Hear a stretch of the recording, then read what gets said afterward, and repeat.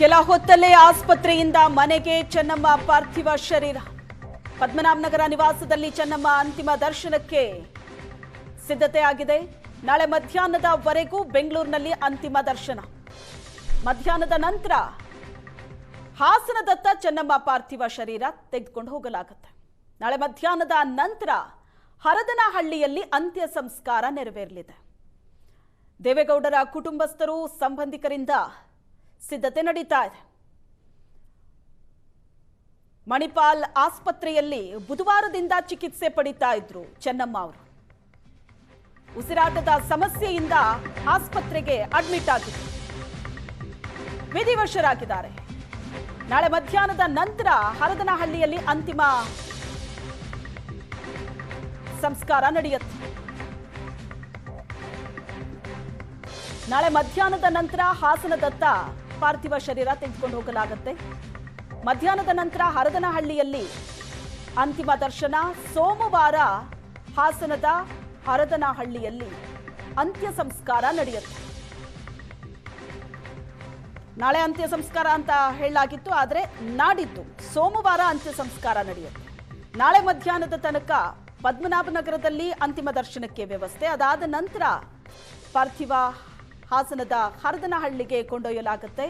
ಅಲ್ಲಿ ಅಂತಿಮ ದರ್ಶನ ಇರುತ್ತೆ ನಾಳೆ ಸಂಜೆ ತನಕ. ಸೋಮವಾರ ಅಂತ್ಯ ಸಂಸ್ಕಾರವನ್ನ ನೆರವೇರಿಸಲಾಗುತ್ತೆ. ಪದ್ಮನಾಭನಗರದ ನಿವಾಸದಲ್ಲೇ ಅಂತಿಮ ದರ್ಶನಕ್ಕೆ ಸಿದ್ಧತೆ ಆಗಿದೆ. ನಾಳೆ ಮಧ್ಯಾಹ್ನದ ನಂತರ ಹಾಸನಕ್ಕೆ ತರಲಾಗುತ್ತೆ ಪಾರ್ಥಿವವನ್ನು. ದೊಡ್ಡ ಕುಟುಂಬ, ರಾಜಕೀಯವಾಗಿಯೂ ಕೂಡ ಬಹಳ ದೊಡ್ಡ ಕುಟುಂಬ. ಆ ಕಾರಣಕ್ಕಾಗಿ ನಾಳೆ ಮಧ್ಯಾಹ್ನದ ತನಕ ಬೆಂಗಳೂರಿನಲ್ಲೇ ಅಂತಿಮ ದರ್ಶನಕ್ಕೆ ವ್ಯವಸ್ಥೆ ಮಾಡಲಾಗಿದೆ. ಅಜ್ಜಿ ಚೆನ್ನಮ್ಮ ನಿಧನಕ್ಕೆ ಮೊಮ್ಮಗ ನಿಖಿಲ್ ಕಂಬನಿ ಮಿಡಿದಿದ್ದಾರೆ. ಅಜ್ಜಿ ಚೆನ್ನಮ್ಮ ಕೇವಲ ನಮಗೆ ಅಜ್ಜಿ ಆಗಿರಲಿಲ್ಲ, ಇಡೀ ಕುಟುಂಬವನ್ನ ಒಟ್ಟಾಗಿ ಹಿಡಿದಿಟ್ಟಿದ್ದ ಗಟ್ಟಿ ಸೆಲೆಯಾಗಿದ್ರು. ನಮ್ಮ ಮನೆಯ ದೊಡ್ಡ ಆಧಾರ ಸ್ತಂಭ ನಮ್ಮ ಅಜ್ಜಿ ಚೆನ್ನಮ್ಮ. ಸಾಕ್ಷಾತ್ ಅನ್ನಪೂರ್ಣೇಶ್ವರಿಯ ಸ್ವರೂಪ ಅವರ ಕೈಗಳು. ಅವರ ಆತಿಥ್ಯ, ಸರಳತೆ, ಮಮತೆ, ಮಾತುಗಳೇ ಬಹಳ ದೊಡ್ಡ ಶಕ್ತಿಯಾಗಿತ್ತು. ನಿಖಿಲ್ ಕುಮಾರಸ್ವಾಮಿ ಅಜ್ಜಿಯ ಅಗಲಿಕೆಗೆ ಕಂಬನಿ ಮಿಡಿದಿದ್ದಾರೆ. ಅಜ್ಜಿ ಚೆನ್ನಮ್ಮ ಇಡೀ ಕುಟುಂಬದ ಶಕ್ತಿಯಾಗಿದ್ರು ಅಂತ ಬರೆದುಕೊಂಡಿದ್ದಾರೆ. ಇಡೀ ಕುಟುಂಬವನ್ನ ಗಟ್ಟಿಯಾಗಿ ಹಿಡಿದಿಟ್ಕೊಂಡಿದ್ದ ಒಂದು ದೊಡ್ಡ ಶಕ್ತಿಯಾಗಿದ್ರು ಚೆನ್ನಮ್ಮ ಅಂತ. ನಾಳೆ ಮಧ್ಯಾಹ್ನದ ತನಕ ಪದ್ಮನಾಭನಗರದ ನಿವಾಸದಲ್ಲಿ ಅಂತಿಮ ದರ್ಶನಕ್ಕೆ ಅವಕಾಶ ಇದೆ. ಕುಟುಂಬಸ್ಥರು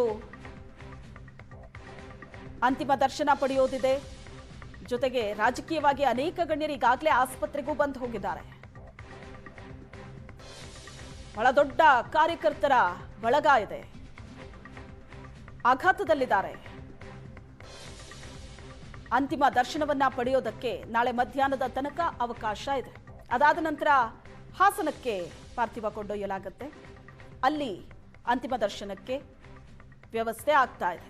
ನಾಳೆ ಸಂಜೆ ತನಕ ಹಾಸನದಲ್ಲಿ ಅಂತಿಮ ದರ್ಶನಕ್ಕೆ ವ್ಯವಸ್ಥೆ.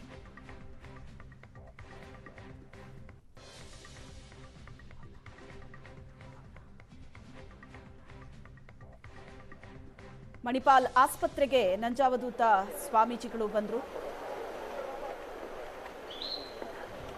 ಬುಧವಾರ ಮಣಿಪಾಲ್ ಆಸ್ಪತ್ರೆಗೆ ಅಡ್ಮಿಟ್ ಆಗಿದ್ದು ತೀವ್ರ ಉಸಿರಾಟದ ಸಮಸ್ಯೆ ಕಾಣಿಸಿಕೊಳ್ತು.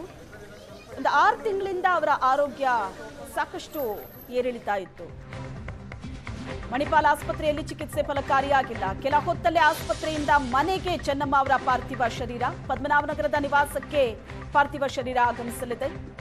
ಚೆನ್ನಮ್ಮ ಪಾರ್ಥಿವ ಶರೀರಕ್ಕೆ ಪೂಜೆ ನಂತರ ಅಂತಿಮ ದರ್ಶನಕ್ಕೆ ಇಡಲಾಗುತ್ತೆ. ಕೆಲ ಹೊತ್ತಲ್ಲೇ ಆಸ್ಪತ್ರೆಯಿಂದ ಚೆನ್ನಮ್ಮ ಅವರ ಪಾರ್ಥಿವವನ್ನ ಪದ್ಮನಾಭನಗರದ ನಿವಾಸಕ್ಕೆ ತರಲಾಗುತ್ತೆ. ಪದ್ಮನಾಭನಗರ ಮೈದಾನದಲ್ಲಿ ಅಂತಿಮ ದರ್ಶನಕ್ಕೆ ವ್ಯವಸ್ಥೆ ಆಗಿದೆ. ಪದ್ಮನಾಭನಗರ ನಿವಾಸಕ್ಕೆ ತಂದು ಅಲ್ಲಿ ಪೂಜೆ ನಡೆಸಿದ ನಂತರ ಮೈದಾನದಲ್ಲಿ ಪಾರ್ಥಿವ ಇಡಲಾಗುತ್ತೆ.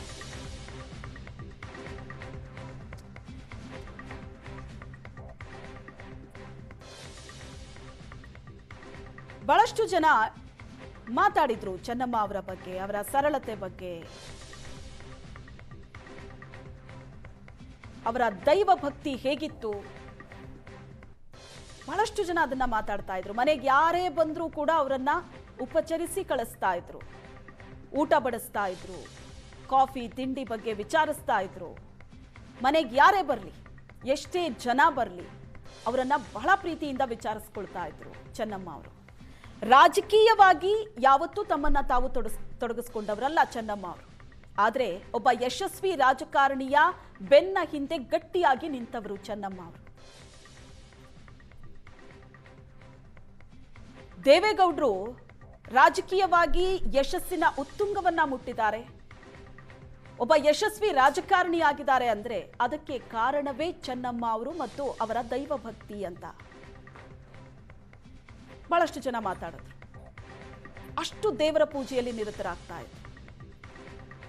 ದೇವೇಗೌಡರು ಪ್ರಧಾನಿ ಆದಾಗ್ಲೂ ಕೂಡ ದೆಹಲಿಯಲ್ಲಿದ್ರು ಚೆನ್ನಮ್ಮ ಅವರು. ಅಲ್ಲೂ ಕೂಡ ಅವ್ರು ಮಾಡ್ತಾ ಇದ್ದಿದ್ದೇನು, ದೇವರ ಪೂಜೆ, ಸದಾಕಾಲ ದೇವರ ಪೂಜೆ, ಉಪವಾಸ, ದೇವರ ಭಕ್ತಿಯಲ್ಲೇ ಇರ್ತಾ ಇದ್ರು. ದೇವರು ಬಿಟ್ರೆ ದೇವೇಗೌಡ್ರೆ ಅವರ ಪ್ರಪಂಚ ಆಗಿದ್ರು ಅಂತ.